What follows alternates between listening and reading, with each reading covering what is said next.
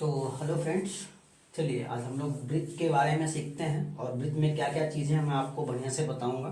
ठीक है, चलिए। तो ये हमारा एक वृत्त है।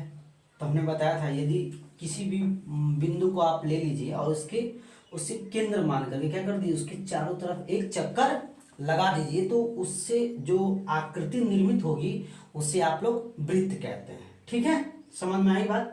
और ये 2D होता है, 2 डायमेंशन। ठीक है, तो देखिए एक चीज और देखिए यहाँ पे इसमें क्या क्या चीज होती है। देखिए अगर हम ये सेंटर है और ये परिधि है, यानी केंद्र और परिधि के बीच की दूरी को आप त्रिज्या बोलते हैं, इसे आर से डिनोट करते हैं। और ये सरकमफ्रेंस पे देखिए दो बिंदु ए और बी स्थित है। ठीक है, तो यदि इनको सेंटर के साथ मिलाया जाए, देखिए सेंटर से होते हुए मिलाया जाए, तो इसे बोला जाता है, ये वृत्त की सबसे बड़ी जीवा होती है और इसी को हम लोग व्यास बोलते हैं। ठीक है, और देखिए बाकी चीज इसको छोड़ करके जितने भी अगर यहाँ से यहाँ तक दो बिंदुओं को आप मिला रहे हो तो वो सब जीवा कहलाती है। ठीक, और इससे रिलेटेड आपको जो फार्मूले होते हैं, एक फार्मूला होता है पहला कि इसमें आप बोल दिए कि वृत्त का परिमाप बताइए या परिधि बताइए, तो दोनों एक ही होता है। तो देखिए वृत्त की परिधि के लिए जो फार्मूला आपका होता है वो क्या होता है, 2πr होता है। दूसरा बोल रहा है कि वृत्त का क्षेत्रफल, तो वृत्त का क्षेत्रफल क्या होता है, πr² होता है। ठीक है, तो इसी से रिलेटेड इतने ही क्वेश्चन बनते हैं आपके।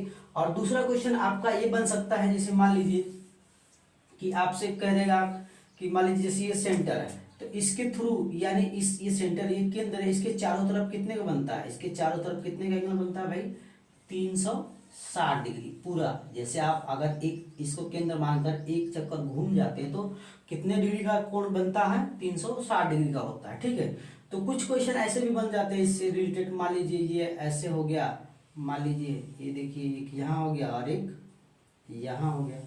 ठीक, तो ये दे देगा आपको, ठीक, ये कोण दे देगा, तो इसका एरिया आपसे पूछ लेगा। इसको बोलते हैं त्रिज खंड का एरिया। क्या बोलते हैं भाई, त्रिज खंड का एरिया बोलते हैं। तो इससे भी रिलेटेड मैं आपको क्वेश्चन कराऊंगा। ठीक है, बट जानते रहो।